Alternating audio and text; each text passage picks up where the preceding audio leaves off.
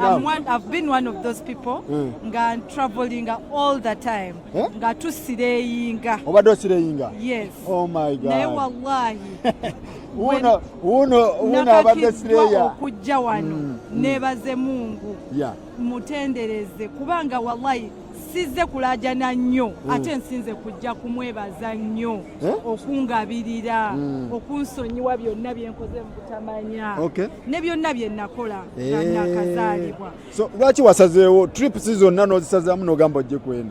Nasazeewo kubanga amanyi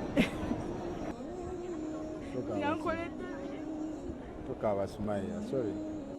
Abali Saudi wano mbiyumba, abali bakadama abali mbiyumba, baganda bafa abali ebunaira, abali UK, abali USA, abali South Africa, abali mu nsendala zonna tetusobola zimanya zimalayo ne buli muna Uganda yenna ali ewala, abali ku Bulaya, abali wansi eyo yonna gye balaganga mwagenda kunoonya riziki nga muyina ebizibu ebyenjawulo mwenna Allah basaasire. Allah saasire baganda baffe bonna, abaana baffe bakadama ab'obuwala abakolera Saudi wano ne mu nsi z'abawalabu, abali Jordani, abali Dubai, abali Turkey, abali Saudi, abali Dubai ne walala yonna. Ayi Allah Mungu baseeko okusaasirako abaana baffe. Allah baleke ensi yabo Uganda ne bajja wano okunoonya riziki. Allah riziki gibawe ya Rabbi, bagondese emirimu ne bakama baabwe Allah, abalala bakolanga tebasasuddwa. Ayi Allah ekimu ku birungi Mungu kwesiriza okwanukula edduwa ye muddu okusabira ku munna ataliiwo Allah n'amusabira ekirungi. Tusabira abaana baffe bakadama abali Saudi ne mu nsi endala zonna bawo obulamu obulungi Allah, bataase okuttibwa, bataase okutulugunyizibwa, bataase Mungu okukolera obwereere. Bamaama baabwe batunda bibanja Allah basobola okujja, abalala batumba amayumba ne basobola okujja, abatannaba kujja Allah bawe visa, n'abajja Mungu bawe riziki, bajja kunoonya ssente babeere bulungi mu nsi, basimba amayumba, bayambe bakadde baabwe Allah, be baaleka Uganda abasula enjala, be baaleka mizigo Allah bawe obusobozi obuzimbira bakadde baabwe, bawe obusobozi obuleeta bakadde baabwe Makka ne Madina, bajje mu hijja ne muumura wabasiimye nga bayise mu Sakifa ejja balabirira bulungi ebbanga lyonna. Bakadama bonna Allah bawe obulamu obulungi, obataase ettaabu eziri mu biyumba, obataase ettaabu eziri mu bakama baabwe, bakole nga basasula ebbanga lyonna, nabo bajje bakole umura ne hijja. Kibi nnyo okujja mu nsi Allah n'ogibeeramu n'otatuuka ku nnyumba eno Kaaba. Bannayuganda abali ebunaayira, abanoonya obufumbo Allah bubawe, abanoonya empapula, abanoonya obutuuze, wallahi obutuuze bukyaganye, basibiddwa ebigere tebakyayinza kufulumanga. Bano babbeeka obutuuze babufuna dda, balina mu bonasi, ensonga lwaki bali ku Kaaba basaba. Beeka nsaba Allah tabaraka wa taala eyakuwa obutuuze, Fati nsaba Allah eyakuwa obutuuze abuwe ne bannayuganda abalala bonna, abali mu Amerika bafune obutuuze, abali e UK bafune obutuuze, ne mu nsi endala zonna ya Rabbul Alamin abanoonya empapula tusaba Allah zibawe, abali eyo ng'emirimu gyabula Mungu gibawe, abali eyo nga batambulira ku street Allah batebenkeze, abali eyo nga banoonya obufumbo Allah bubawe, abali ebunaayira nga banoonya zadde Allah libawe. Saba Allah abataasa ababaloga, ababafuuyira emmindi e Uganda gye mwava, Mungu ababataase Allah abawe obulamu obulungi, naye ekisinga byonna Allah abawangaze nga muli basiraamu. Saba Allah abateeka obusiraamu mu mitima gyammwe, ensi ze mulimu si nnyangu nnyo, tuli ku Kaaba wano ey'ekitiibwa mu Ramadan. Mungu abawe obusiraamu mubwagale ate mubukolerere, muzimbe emizikiti, muzimbe amasomero, mulabirire bamulekwa, mukole eddiini ya Allah tabaraka wa taala, kubanga eno eddunia tuliiko kaseera bugenda okucencanga emirimu emirungi wakola wallahi gye gikweyimirira. Naye nsaba Allah tabaraka wa taala nga naffe bwe twesabidde ebirungi Allah nammwe abibawe, abasumulula ebigere, abanoonya zi green card, abanoonya zi visa, abalina visa eziweddeko, ayi Allah basaasire obasonyiwe barakatu. Balamusizako mwenna gye muwangala okubeera nga mulaseka museka. Salaamu yo yakyuse nnyo. Seka. Salaamu yo. Baruku wadda. Seka. Alhamdulillah. Amina. Webale emirimu. Alhamdulillah. Allah ate ono. Ono mulamazi. Kati naye Haji. Agalo naye Haji ali bakirizibwa. Mulamazi. Yajjidde mu kyono. Yaze ne Sakifa. Bulijjo oleeta abaana. Mbaleeta. In fact, ono ye mulamazi eyasooka okuyingira Sakifa. Soka weyanjule. Assalamu alaikum warahmatullahi wabarakatuh. Mikwano gyaffe mwenna abatufollowinga. Amanya Sheikh Mahmoud Sekimwanyi, Director Sakifa Travel Agency ijja ndi umra. Okay. Seka nsanyusa nnyo okulaba. Alhamdulillah. Alhamdulillah, kitambula kitya? tukuba ndozo kiraba tukuba ekintu kya ddala bananga batulaba eyo gye mulaba ye Kaaba ye nyumba ya Mungu yeyo gye boogerako ebyamagero byonna seka agenda tunnyonnyola lwaki tuli wano nga tetunagenda ono njagadda nnyo mubuuzo engeri abazadde abali eyo balowooza abantu bano nga bwe bali tebajja mu bintu naye waba yazze olina otunnyonnyola ate kyewunyisa akoze twawanfu nadduka Swafa ne Marwa nga takooye naye ng'abakulu bakooye buli mukulu gw'otuukako agudde eri naye yetannaba kupowa era kati komulaba ayagala kuyingira Nywanto akuzeko ku Kaaba kukwatako Nywanto aginywegedde naye nga alhamdulillah ekibuuzo ky'ombuuzizza tuli Makka al Mukarrama Makka ow'ekitiibwa mu kikko eky'omukisa Kaaba mwetudde.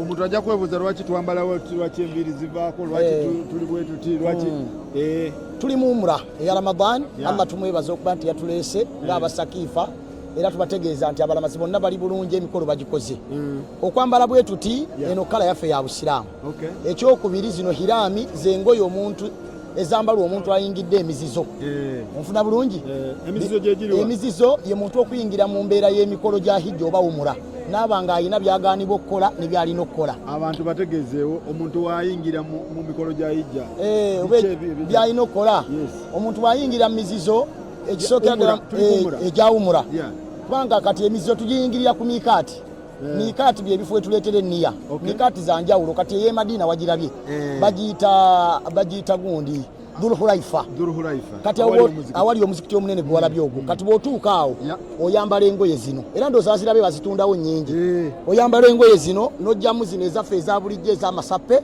n'oyambala zino bbiri ku basajja n'otateekamu na kantu munda toyambaliramu wadde akawale nedda apaana Mungu akwagala so kakati n'oyingira mizizo bw'oyingira emizizo biwanvu kambujabulejabulemu bw'oyingira emizizo olina byogaanibwa okukola tokkirizibwa kwekuulako luviiri yadde okusalako olwala yadde okwogera ebigambo ebyesittaza yadde okwogereza omukazi ne bw'aba kubya atya ne waba wuwo nga nazze naye bw'aba wuwo tokkirizibwa kumukwatako mu kaseera ako paka ng'emikolo giwedde era n'ogeza omukwatako kibooko ku lubuto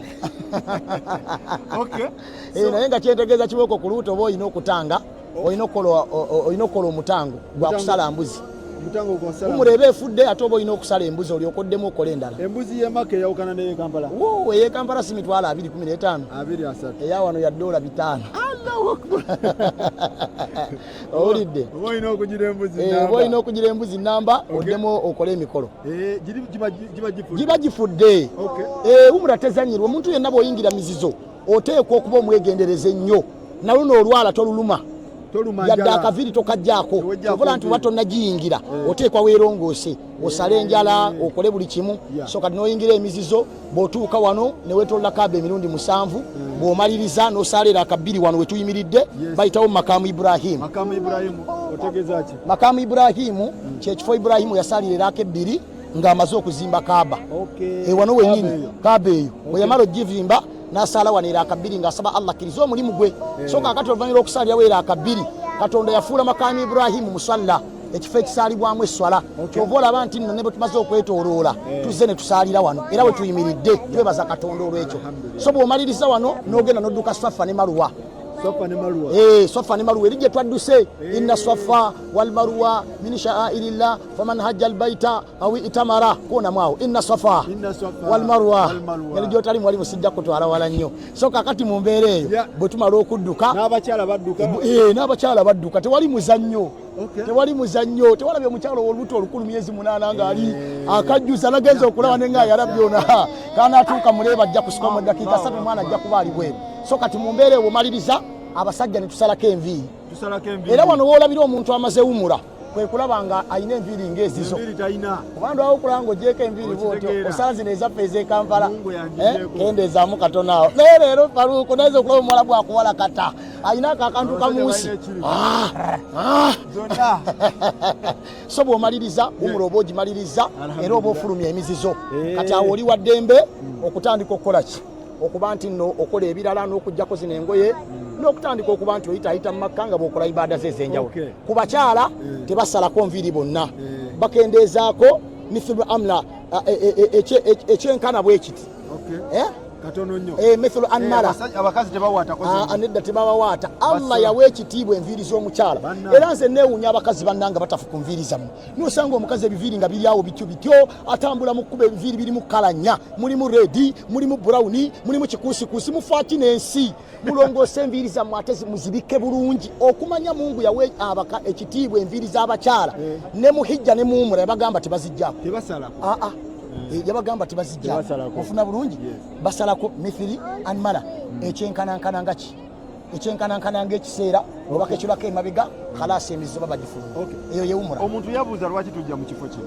tujja mu kifo kino lwa nsonga ekisooka eno ye nnyumba ya Allah tabaraka wa taala gye yateekawo nga yakusinzizaako bantu wano tujjawo ebintu bingi ebituleetawo naye byonna bikuŋŋaanira mu kintu kimu ibaada gwe ibada zolabye wano leo zirabyeko e Kampala oba ewalala wonna n'olaba abantu nga basaala bano beetooloola bali basoma Qur'ani eno talawuya bano bakaaba bano bakola bino ibada eziri wano gwe toziraba z'amaanyi so bw'ojja wano omutima gwo gukyuka bw'ojjako wano kwegamba embeera gy'osangawo oyiga ensojji kwata empola okendeeza okwewasiira n'okendeeza amalala bano bonna obalaba abasajja ab'amaanyi ndabye abazannyi b'omupiira wano bonna bali wano okuva mu PSG okuva wa bonna bali naye ebitiibwa bye byonna babireseeyo gye basambira emipiira bali mu nkutu bbiri nandawe yatemuli ekiraga nti mu nsi tuli omuntu weewasirira bwereere famu mu nsi tuli omuntu atya tuli omuntu omu tewaliiwo njawulo wakati waffe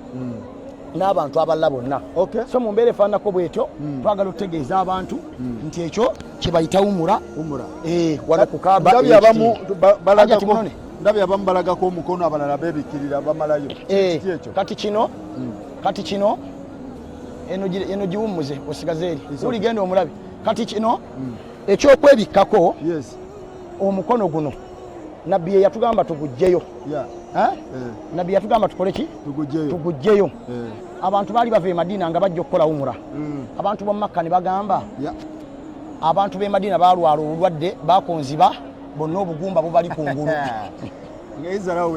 ezalawe kakati so mu mbeera eyo nabbi n'abagamba bwe mutuuka ku Kaaba mugjeyo emikono gino mugjeyo kyobulaba nti nno bwe tutuuka wano tujjayo ki tujjayo omukono guno tukukola bwe tuti ofuna bulungi bwe tuti netukukola bwe tuti osegeera kulaga maanyi obusiraamu bw'amaanyi bwa kitiibwa seeka njagala tugende ku baana abato nkolebe n'omwana oyo omuto abaana abo okujja mu umura bayiva abantu babadde bamanyi mwana wange abantu abasinga obwe bagase kimwanyi omutabani yamuleese ku Kaaba sebo oyo mulamazi oyo yasasudde bulungi nnyo ayina tiketi ayina visa ayina obuliri ayina n'emmere n'essowaani ye ne mu train yabadde n'ekifo kye ate ye mulamazi eyasooka okujja mu Sakifa nga yeewandiisa mu balamazi ba Ramadani ono Sumaya bagenda okujja nga bali bagenda dda mu kitabo era yasooka okufuna visa bamuyita omulangira Kiweewa Fadil maama we ye Hajati Zinati Juma Hajati Zinati ye maama we n'abaana bano nabo baleeta enteekateeka y'abaana bano tebakaluba kuba ndaba wano waliwo action mungi anti kati ekirungi bwe tutambudde naawe omwana oyo kwali twagenda e Madiina wali omulabeko ng'afunye obuzibu gwe tulayo extra care gye mbadde nina gyali kati oyo emyaka egyo bwe muleeta mba naye wano ate nkakasa nti nno buli kintu kyonna buli kifo kyonna ekyetaaga okutuukamu akituukamu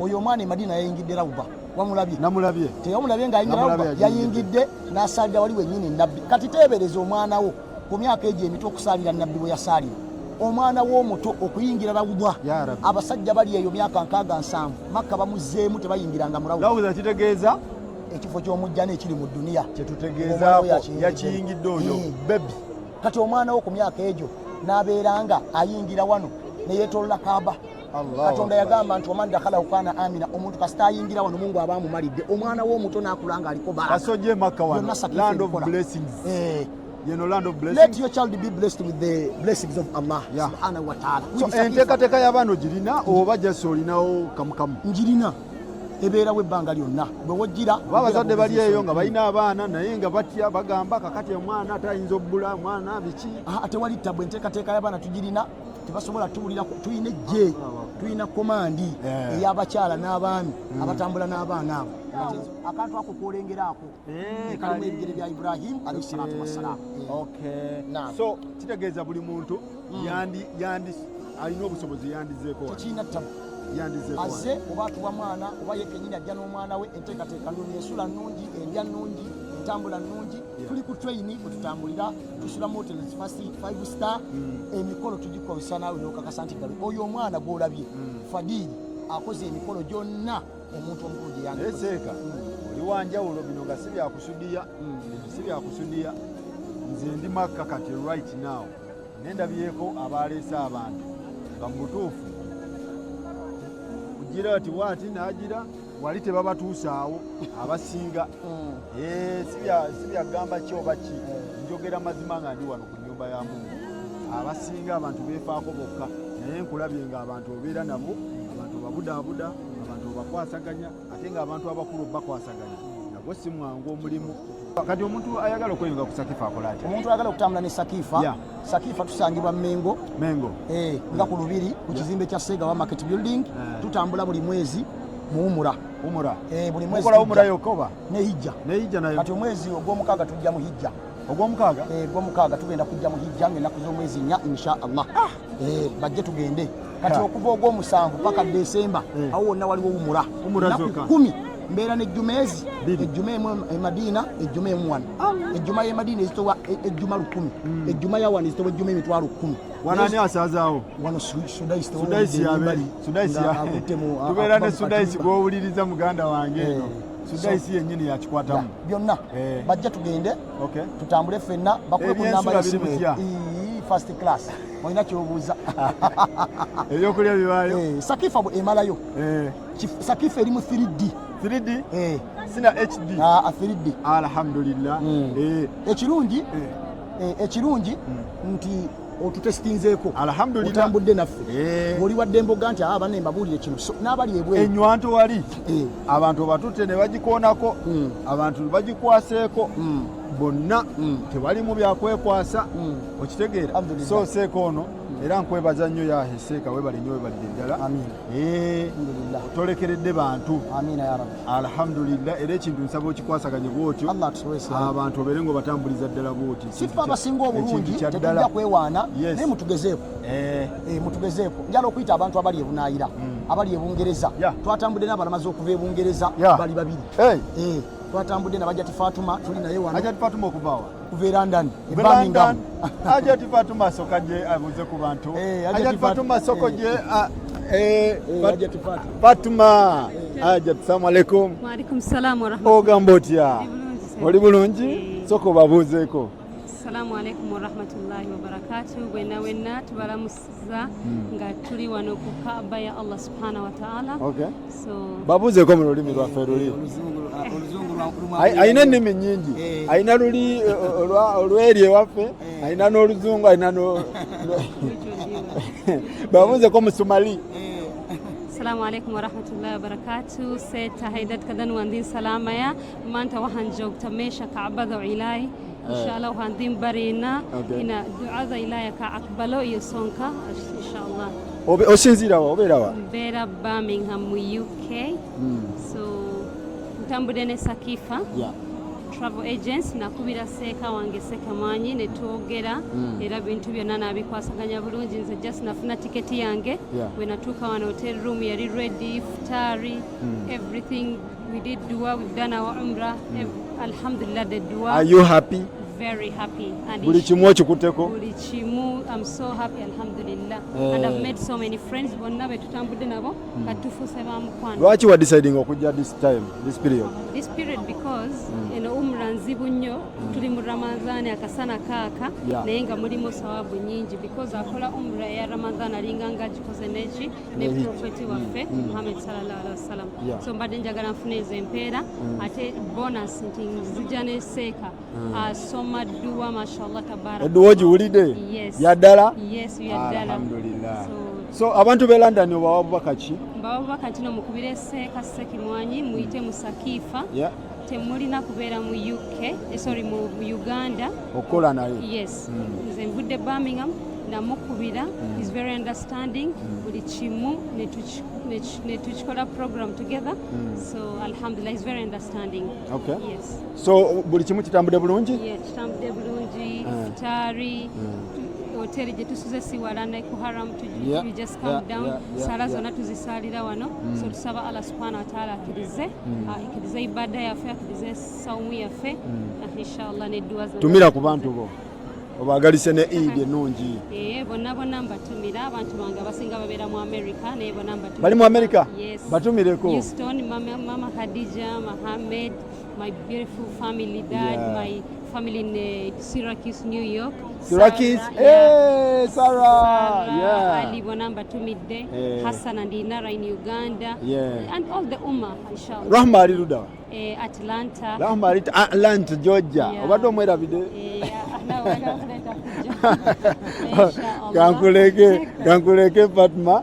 Tweyanzege.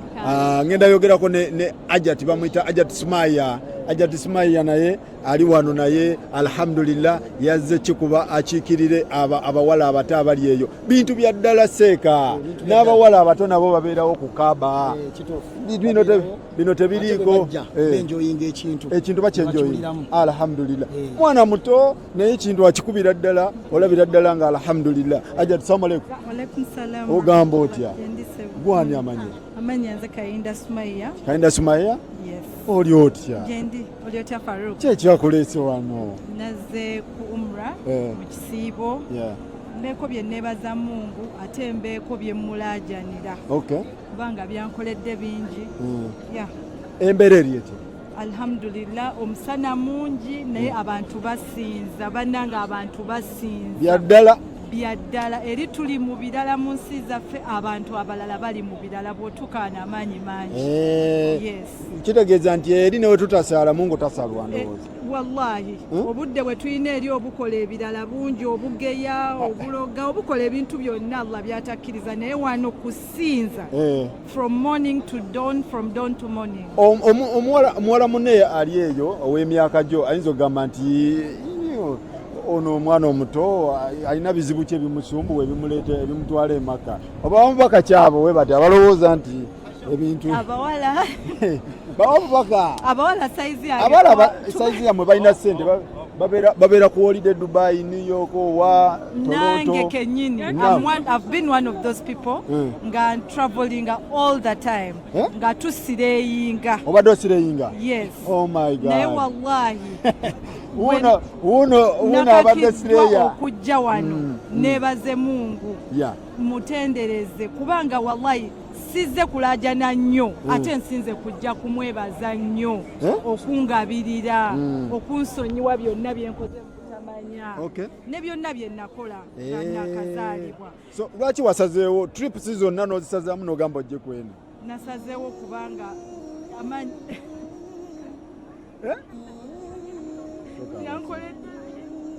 Tokawa Sumaya, sorry.